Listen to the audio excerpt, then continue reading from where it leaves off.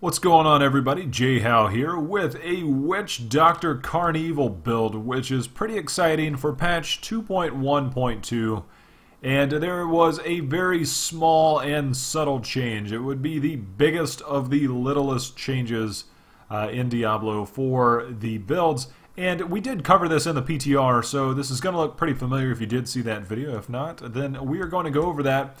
And basically it says that the Carnevil helmet here, the helm that you're going to be wearing, your fetishes shoot a poison dart every time you do. And that was huge there for a while, but they made it so that it now properly benefits from the plus poison dart damage that you have, which you can roll on pieces of your gear, much like I have here rolled on my Hellcat.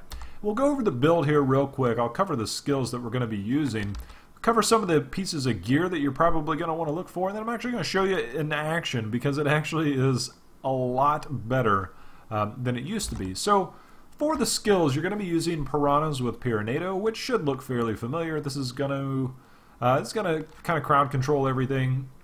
Poison Dart with Splinters, Summon Zombie Dogs with Leeching Beast, Fetish Army with Legion of Daggers, Spirit Walk with Jaunt, Big Bad Voodoo with Slam Dance, and for your passives, Grave Injustice, Pierce the Veil, Spirit Vessel, and Fetish Sycophants. Now your Poison Darts is going to be your main attack. This is pretty much actually going to be your only attack other than the damage that Piranhas does. So you're going to see poison across the board here. Pyranado is poison. You'd probably use that anyways, regardless of whether it was poison or not. It's just a great skill to have.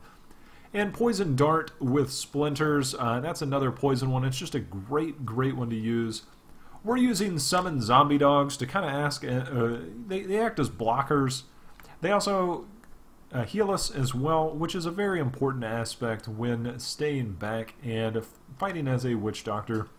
Fetish Army with Legion of Daggers. Now, I've looked at this a couple different ways. You can probably go with Headhunters. There's a couple different aspects to look at this as far as, is this going to do enough damage because I'm getting the extra poison damage? And I'll go over why I'm sticking with the Legion of Daggers in a moment. You actually get one extra fetish here because you get an extra 3 there. Here you get an extra 2 hunter fetishes. So that extra one is going to be important. I'll go over when we start talking about the gear why that's important and why we're leaving that as is. Spirit Walk with Jaunt, just so we can stay out of danger for a solid 3 seconds there. That thing is great to have. It's absolutely a must-have, I think, for most Witch Doctor builds. Most of them. Big Bad Voodoo is Slam Dance because we get the extra damage, and when your fetishes are hanging out back behind you, they're going to get that as well. Grave Injustice, because you get the extra cooldown reduction every time you kill an enemy, that allows you to get your Big Bad Voodoo up a little quicker, and if you tend to run into much damage, you'll be able to get your Fetish Army back a little bit quicker as well, because if you die and those things are on cooldown, you are severely gimped. Pierce the Veil, all your damage is increased by 20%, but your mana costs are increased by 30%. The only mana you use is the Piranhas here, so it's not that big of a deal. Spirit Vessel, this is another must-have. There's a lot that goes on here. Namely, it reduces the cooldown of your Spirit Walk by 2 seconds. So that helps, but it also gives you an extra life. So if you do die, this is going to allow you to come back in the spirit world and live again without having to revive or go back to a checkpoint, whatever's going on now. Fetish Sycophants, this is one. Now keep in mind that when you do get these guys up, you are going to be hitting a lot. When you do get these guys up, they don't benefit the same way that your Fetish Army does, so keep that in mind when you are looking at the damage numbers. Your Fetish Army is going to benefit from that. Your Fetish Sycophants, not going to benefit the same way. For gear, the absolute 2 most necessary pieces is the Dagger of Darts, and you'll see here on the secondary, your Poison Darts and your Fetish's Poison Darts now pierce, and that's huge because you're going to see a wide spread of Poison Darts.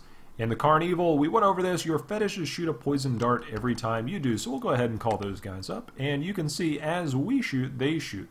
That's another thing why we're demonstrating this here. If your target is down here, say where Tyrael is, then you can hit him and it'll all go through that. However, if you have a wide range of enemies, you simply shoot closer, and you're going to see that you'll actually get a wider spread there, so keep that in mind as you're playing along there.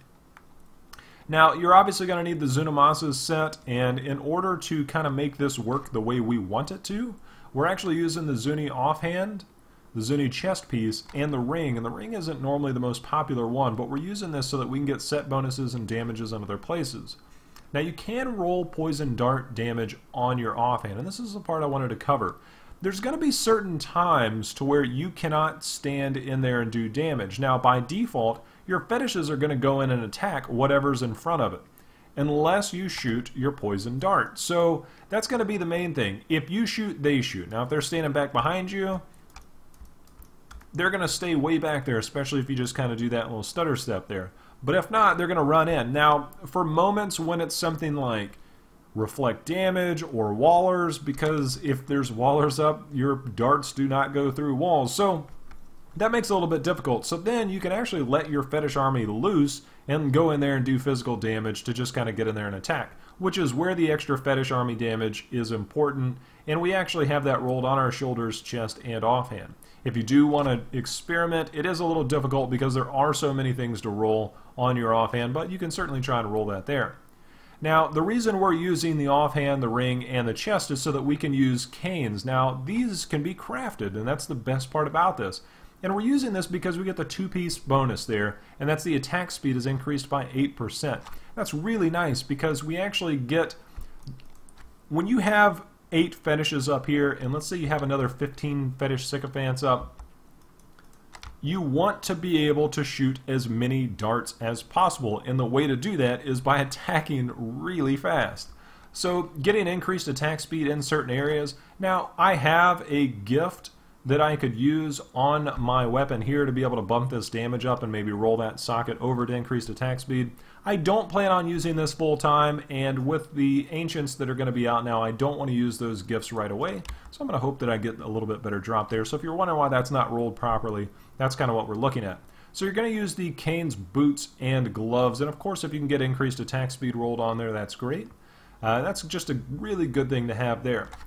Next up, the Swampland Waders. Now this has poison skill damage, and since we're going to be doing poison damage, this actually goes pretty well. Now if you have a good pair of depth diggers, that would also work as well. I cannot seem to find a good intelligence pair at all. Yeah, Witching Hour is good here, and you can certainly go with that. If you don't have a Witching Hour, a Hellcat Waistguard is a great substitution. You get intelligence, you get increased attack speed, and you get damage against elites by default pretty much. Those last two are definitely on there. I rolled the vitality over to poison dart damage, and again, your fetishes are going to benefit from that poison dart damage, so it's very important to have that there, at least in my opinion. If you do have survivability issues, maybe you don't like that. Now for an amulet, we're just kind of going with something a little cookie cutter here. We've got intelligence, we've got crit hit chance, crit hit damage, and a socket. And the sockets are pretty important because of what we're going to be running here. The sockets there on the Zunis, of course we've got increased attack speed there. And this Ring of Royal Grandeur isn't the greatest because this is something that we kind of transfer back and forth. I do have some other ones laying around, but for the sake of this one, we're just going to keep what's on here. Now, what you see in there is the Simplicity Strength gem, which is very important. Increase the damage of primary skills, and that actually is going to transfer over, and therefore you're going to do a lot more damage. The Simplicity Strength combined with the new change to the Carnevil and everything else that we went over creates some huge damage increases compared to this old build. Now that's, like I said, that small change made for a fairly significant increase, so keep that in mind. We're running the Enforcer here, Simplicity Strength, and then Gogox, because this gives us a chance to, again, increase our attack speed, and that's the whole thing. Once we get this thing going, we start attacking very quickly, it becomes very, very powerful, and we'll actually show you a little bit of gameplay so you can actually see this in action. So hopefully this is helping you guys out so far. If you're cutting off here and you don't want to see the gameplay, I appreciate you watching. If you like what you're looking at and you like this build, feel free to hit that like button below. That's always appreciated.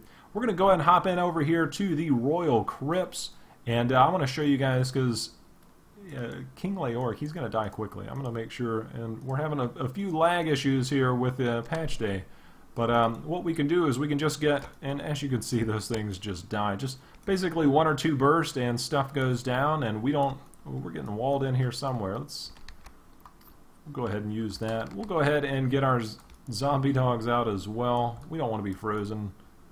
And this is the part where I say that we have some of our fetishes, they're kind of stuck over there in purgatory. They can't get in through the walls.